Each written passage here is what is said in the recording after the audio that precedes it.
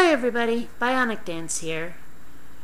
Now, first of all, I kind of need to apologize for my appearance. As some of you know, I've got the epilepsy, and last night, I don't know, I might have just been really tired, but I think I might have had me a bit of a seizure. Dunno, kind of feel like shit, and, you know, I'm sitting here in my PJs, still kind of morning, and I feel like crap, so it might be a post-seizure hangover. I'm not sure. Regardless, not feeling so great, so I apologize for my appearance. But Happy Cabby a few days ago said some stuff about Alcoholics Anonymous that I kind of feel I need to address, because I've dated count 'em, two alcoholics, and one of them was also a crack addict. So I've had my encounters with 12-step programs, and I've got a few things to say about them. So...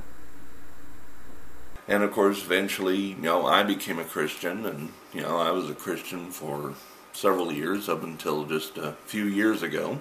I don't really want to get into a religious debate on this video here. I'm talking about Alcoholics Anonymous. Well, there's a slight problem with that, Cabby. You see, Alcoholics Anonymous, in fact, all 12-step programs, are inherently religious institutions. You see, the 12 steps start out reasonable enough, but then they get pretty darn churchy. You see, step 1, reasonable enough, we admitted we were powerless over alcohol, that our lives became unmanageable. Fine. Step 2, we came to believe that a power greater than ourselves could restore us to sanity. Well, okay, I could sort of see that one. But then, step 3, we made a decision to turn our will and our lives over to the care of God as we understood Him. Oh boy, starting to sound pretty darn Christian here, or at least Abrahamic. Definitely churchy. Yeah. Now, step 4, whatever, it's got nothing to do with God. But then step 5, admitted to God, to ourselves, and to another human being the exact nature of our wrongs. Step 6, we're entirely ready to have God remove all these defects of our character. Step 7, humbly asked Him to remove our shortcomings. Yeah. Step 8 and 9, whatever. Step 10, whatever. Step 11, sought through prayer and meditation to improve our conscious contact with God as we understood Him, praying only for knowledge of His will for us and the power to carry that out. Yeah. Okay. So, right there we've got a shit ton of churchy shit. I mean, step 12... not as churchy, but still, we've got ourselves a lot of religious stuff in the 12 steps right there. So basically, yeah, you kind of have to talk about religion and church if you're going to talk about Alcoholics Anonymous. It's just built in. You can't escape it. I mean, I remember when I went to Alanon, which is for people whose lives, like, you're not necessarily an alcoholic if you go to Alanon. It's for people whose lives have been interrupted by people who have substance abuse problems. I mean, I had that one girlfriend. I mean, I've had two now, but this was the first one, the one who was also a crack addict. I went to Alanon after I had to give her mouth-to-mouth when she stopped breathing that time. Yeah, and one of the things I noticed while I was there, actually I better get to that story after this. I told them, no, I'm an atheist, I really can't do this. And they were like, well, if you really want to, you can replace God with something else, but you really have to have, this God focus. You have to, think of it as like the Force from Star Wars, or you can worship a bottle cap. And I'm sitting there going, really, a bottle cap? And they're like, yeah, but you gotta worship something. You gotta have some power that gives you power over the person who has wrecked your life. And I'm sitting here realizing, what these people are really saying is that I have to have something that I don't know, that I focus on, that I don't know, it was very strange. I mean, I don't know. They were basically saying that I had to be powerless to control my life because of the person that had the substance abuse, that they had more control than I did. And I was like, no, I'm a stronger person than that. You know, I was there to find support, to give me some help, to find a way to deal with the shit I was going through, but I wasn't powerless, and I knew that. You know, I was looking for guidance, not you know, like I don't know. It was weird because their goal, their basic mindset was totally different from mine. So I mean, I can understand someone who had an actual substance abuse problem, maybe necessarily being powerless, but I knew I wasn't.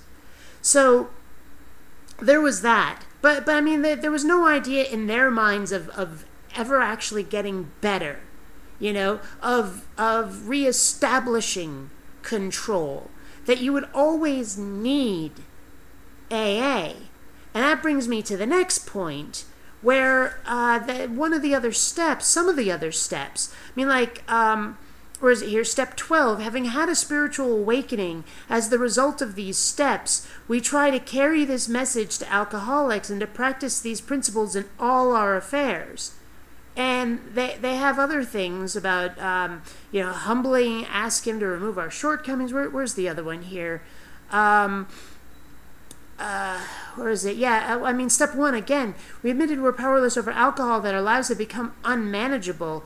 And there's all these things where the basic mindset of AA seems to be that you will always need it. That no matter what, you will always need to be part of AA. That it's not a cure. It's almost like a pyramid scheme in a way, where you have to find a sponsor, and then you become someone else's sponsor.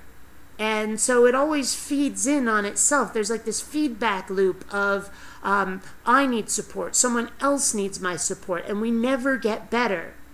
We're always powerless. Always. Well, isn't anyone ever stronger than that? You know, and that's actually a very religious mindset, is like you always need God. You're always lesser than God. You're always, you know, humble, and you're always, you know, unworthy. We're not worthy. We're not worthy. You know, that's a very religious mindset. So AA is very much a religious kind of organization. They've got that sort of, you know, I'm a lowly peon mindset. And I didn't want any part of that when I went to like one Alanon meeting. I said, screw this crap. You know, I'm stronger than that. I'm a better person than that. I have more personal strength than that. Screw that crap. You know? So when someone says to me, I don't want to talk about religion, I'm just talking about AA, well, that's a contradiction in terms, Cabby. You can't talk about one without talking about the other, because AA is, in and of itself, a religion. It's inherently a religious organization. You have to talk about the one to talk about the other. I mean, I hate to break it to you. I really do, because I wish it were the other way around. I don't know of any other organizations that help you break out of the cycle of alcoholism that are inherently secular, that aren't these 12-step programs. I'm sure they exist, but they're not as prominent. They're not as outspoken. I don't know of them. It'd be great if they existed. And I mean, fortunately, I don't have a substance abuse problem. Hell, since getting this whole epilepsy thing, gosh, I drink hardly at all ever, and I can't remember the last time I used like some sort of other stronger substance than alcohol. I mean, yeah, most people who've chatted with me know I've dropped acid once or twice, but I mean, that was years ago.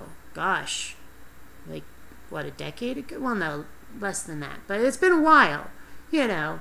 And also there was that big brouhaha not too long ago about the few times I tried pot and it gave me a weapons grade headache, and I don't ever want to do that again. I'm not into that stuff. So yeah, you know, I tend to stay away from mind-altering substances. Yeah, so I don't really need these groups myself, but I know other people who do, other people who have needed them, and I wish them all the best, and they have my support. I just wish there was a way to give them that support that didn't involve religion. Sure would be nice. Anyway, until next time, fellow space travelers, this is BionicDance saying don't run on automatic. Instead, please think. Please take the time to rate this video. And hey, if you dig what I do, subscribe. And please visit my Zazzle store, where you'll find all kinds of BionicDance merchandise. Rating videos has been found to cause fresher breath, enhanced metabolism, and greater sexual magnetism.